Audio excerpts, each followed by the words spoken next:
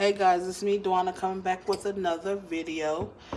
It's Sunday, and today we're going to do some Italian beef. So right here I have two small size chuck roasts, and they're seasoned. And then I sprinkled some of the ranch packet on them. You just need a little bit. So I got also garlic powder, pepper,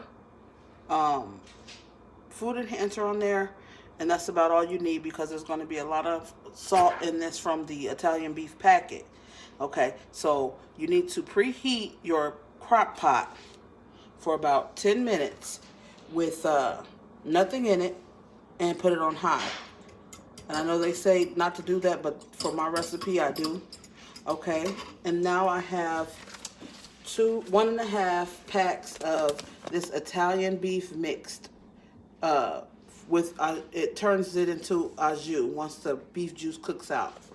I did a double recipe, so it says you need 3/4 cup of water, but I took 1.5 cups because I'm going to be making 2, and I need it to blend.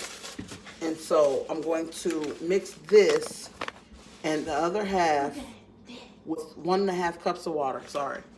So I'm doing that over here. I already started one, so I had 1/2 pack left over. I'm going to put half of this pack and stir, and then I'm going to put the rest of the pack in. So it's just like it makes a au jus or a gravy, and it gives the meat a really good flavor. Really, you don't even need the ranch, but I just added the ranch and a little seasoning just to give my roast a boost. I'm also going to put an onion, and then I'm going to let this cook for, after 2 hours, I'm going to put peppers. You can put giardiniera or pepperoncinis. We're going to put pepperoncinis and another onion.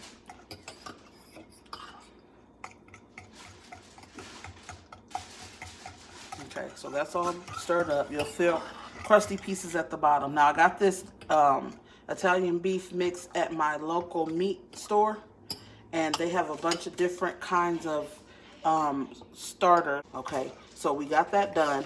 Now we're going to come back over here to the crock pot, and we're going to place our beef. Now mine's a little stiff because it is partially frozen. I thawed it a little bit in the microwave, but I still let it be a little frozen. It's going to be fine. It takes a while to cook this. So I'm going to pour the mixture over, and then you're going to scrape everything out of that bowl. You want all those seasonings, okay? And then this is an easy recipe. I'm going to go ahead and add this onion. Now this is going to be this is going to go all day until dinner time, but the time that you will need is probably going to be at least about 6 hours. So because it has to unthaw, and then it's going to start cooking. Because the more you let it sit in there, the better your flavor is going to be. Because that meat just sits in there and it just stews away. And once you cover this up, you don't want to uncover it until the 2 hour mark. Just let it go. And then after 2 hours, you're going to put your peppers in and your other onions. My family loves this dish. It's a special occasion dish. I don't know what to tell you. I was going to make it for Christmas, but I decided to go ahead and make it. It's a couple weeks before Christmas, and I need a bunch of meat. This is a way to feed a lot of people, and a cheap way because it's chuck roast. And after that, you'll let it cook for an additional about 4 hours. So I'm going to let this go, and then I may have to come back with another video to show you how it looks when it gets done. But what I do is I put my lid on. So let me clean my lid, and then I'll show you what I do.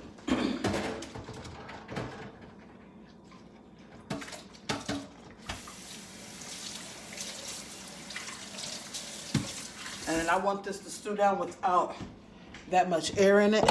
So there's my lid, and you're gonna take your aluminum foil and cover your lid because you want that heat to be in there.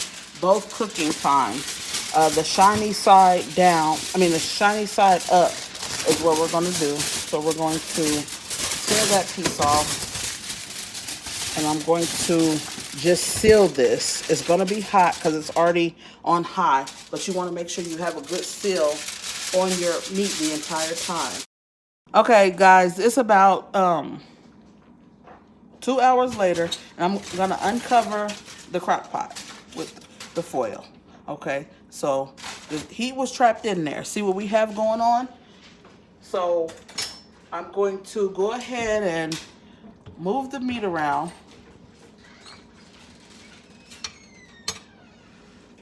And I have a bunch, and they came apart. Remember, I put them in partially froze. They're not done. It's nowhere near done. I'm going to go ahead and cook it up on its side. I'm going to turn it around on the side, and I'm going to add the other items that we need to add. I'm going to go ahead and add a scoop of garlic. And I have minced garlic in the container. So I just want some of that down in there. It's for flavoring. And then all this meat is going to come apart, so it's all going to cook down in there. Okay. The next thing that we have is going to be some pepperoncinis. Now, it doesn't matter what kind of pepperoncinis you get. I got the good brand because that's what the only thing that my store had, and it looks like this. Raise it up so that they can see. That's the pepperoncinis. So I'm going to take the pepperoncinis and I'm going to just pour some in there, juice and all. And you want to put about quite a bit in there. I'm probably going to put almost about a half a jar in there.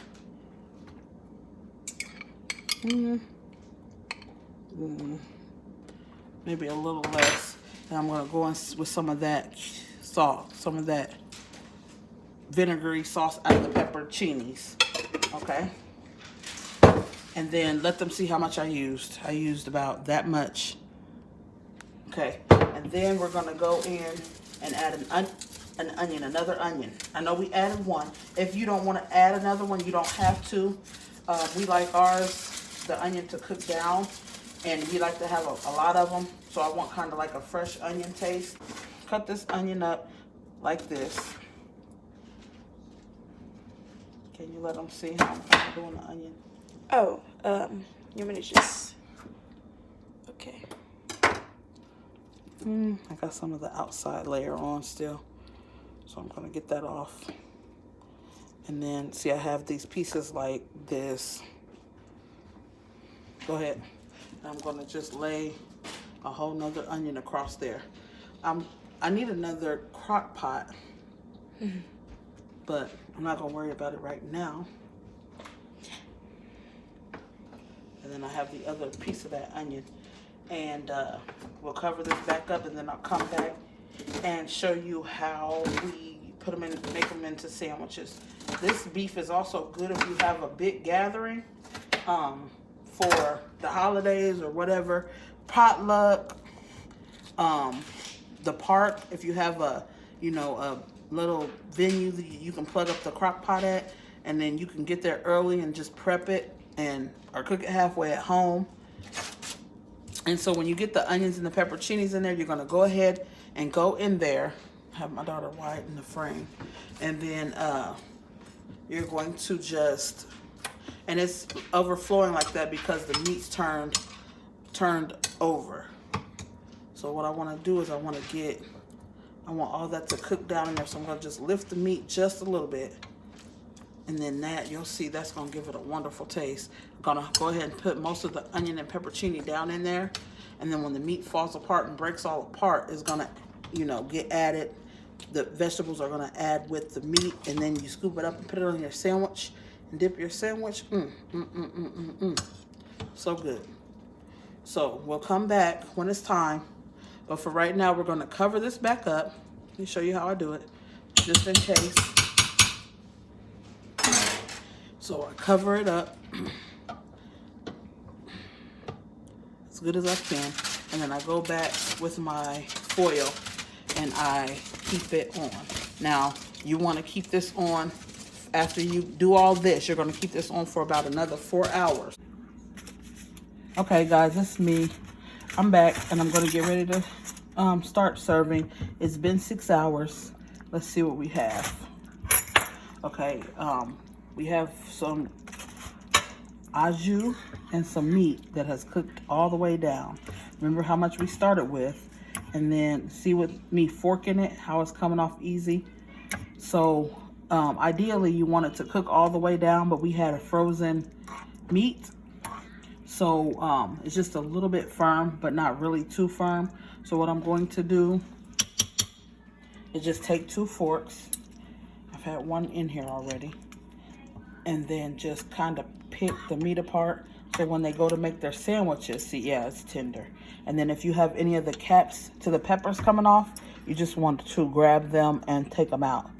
And then you see how the onions and the peppers have melted down in there, and that's all going to be on your sandwiches.